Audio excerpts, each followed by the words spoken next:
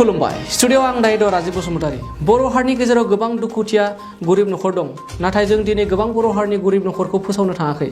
दिनै जों ओरैबायदि गरिब नखरखौ दिन्थिनो गोनां नागिरदों जाय गरिब नखरखौ नुयोब्ला एबा नखरसे गरिब नखरखौ नुयोब्ला दुखुखौ मिथिब्ला नोंथांनि बबेबा मोनसे गोसोनि खनायाव दुखु मोनफ्लांगोन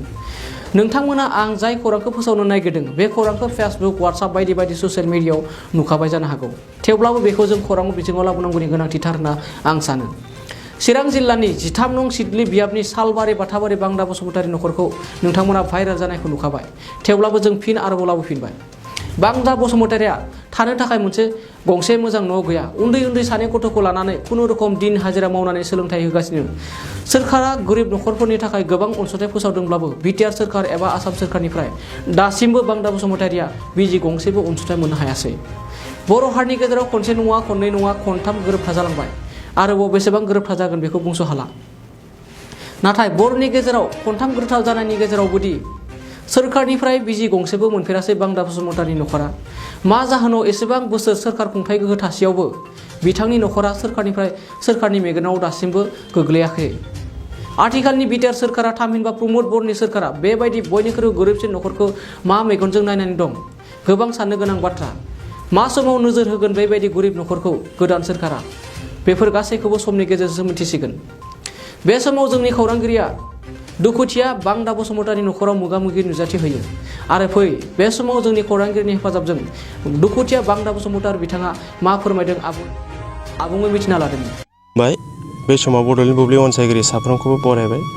लोगोसे आं राजीब बसुमतारी आरो आङो दिनै दंफैयो चिरां जिल्लानि सिङाव थानाय मोनसे गामियाव बे गामियानो जाहैबाय सालबारि बाथाबारि आरो बे गामिया दङ जाहैबाय 13 नं सिडली समस्तिनि सिङाव थानाय मोनसे गामि आरो बे गामियाव आङो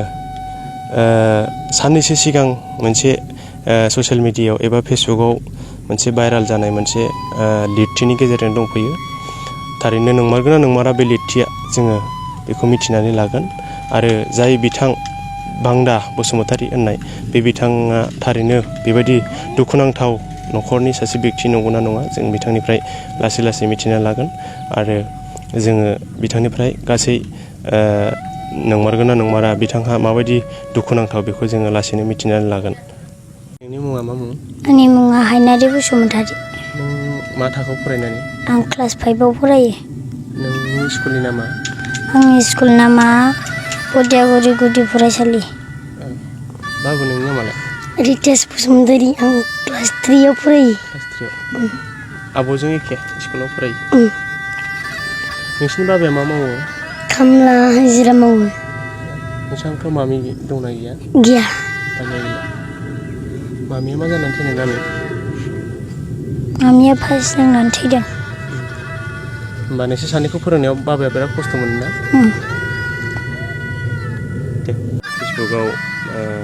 गोबां दुखुथिया होननानै फोरमायदोंमोन सासे मानसिया फेसबुकनि गेजेरजों दा थारैनो बे नंमारगौ नामा जाहाथेथ' बे सिगां हौवाना मानसिया फटकबो खेबना लांखादोंमोन आच्चा थारैनो आं गभर्नमेन्टनिफ्राय मोनबाय बायोबा एसे गाहाम मोजां मोनगौ जाहाथे बे गथ' सानैखौ फोरोंलांनायनि थाखाय गभर्नमेन्टनि एसे न' बांफोर मोनोबा एसे मोजां जागौ आं बेखौनो बुंनानै नोंथांनि मुङा मा मुं आंनि मुङाथ' दा बांदा बसुमतारी होनो ओमफ्राय नोंनि समस्थिया मा गोलैयो ओरैनो दाथ' बेयाव चिरां 13 14 13 औ 13 सिडली समस्ति औ ओमफ्राय ओरैनो मा मावो ओरैनो आदाया दाथ' आं बिदिनो खामला मावो बिदिनो एसे एनै बेजोंनो जायो खामला मावनानैनो ओमफ्राय गथ'फोरखौ फोरोंनायाव गथ'फोरखौ दा जाहाथे सरखारनियाव एसे एनै गाननाय जोमनाय मोनो बेजोंनो आं माबादों सोलिनानै दङ जाहाथे हाफ्रा खय बिगाफोर दं ओरैनो हाफ्राथ' जादों बेनोल'खासै ओरैनो खय बिगासो जागोन आधा बिगाखौनो हमनानै लादो ओमफ्राय न' बांफोर सिगांनि समफोराव गैया जेबो माबा गैया ओरैनो रेशन कार्डफोर बेबोथ' मोननाय जाथ'वाखै गैथ'वा ओमफ्राय आइ वाइनि न'फ्राथ' गैखाया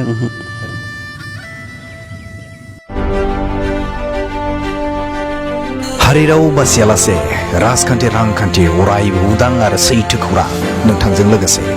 बड'लेण्ड बुब्लिखौ फल' खालाम। बाक्सा जिल्लानि सिङाव थानाय बासबारि रेन्ज बेकि जंगल उड्स रिजर्ट मानास नेशनेल पार्क बे समायना रिजर्टआव नोंथांमोना बर'नि ट्रेडिशनेल फुड्स गोथाव अमा बेदर सावनाय एवनाय लकेल दाउ बेदर बोरमा बेदर बायदि बायदिफोरखौ मोनजानायजों लोगोसे बाहेरायाव थानो थाखाय टेन्टनि सुबिदा दङ। Bonfire jeep safari rafting elephant ride tea garden walk आलादा आलादा एसि गोनां खथानिबो सुबिदा दङ। बे सुबिदाखौ लानो थाखाय नैबे नाम्बाराव फन खालाम 9110-174-9562 एबा 9707-614-012 आरो 986-483-2734। मोनसे गोजोनथाव खौरां। गोजोननि नोगोर क'क्राझाराव थानाय बाजार इन्डिया आरो MRM हस्पिटाल साखाथियाव बड'लेण्ड थेरापिस्ट सेन्टाराव थुब्ला ब्रह्मआ गुबुन गुबुन रोखोमनि सानाय सुनाय गोनां सुबुंफोरनि थाखाय फाहामथाय होनाय जायो। जेरै जान्जि सानाय, हान्थु सानाय, गोदोना सानाय, आदै सानाय, आफादावदै सानाय, जानजि जरा सानाय, खर' सानाय, सिनस्रि जरा सानाय बैफोरबायदि सुबुंफोरनि सानायफोरखौ फाहामथाय होबोगासिनो दं। सोरबाफोर बे बेरामाव गोग्लैनाय सुबुंफोरा बे खाबुखौ लानो हागोन। गोबां मिन्थिनो थाखाय नैबे जानबुं नङाव फन खालाम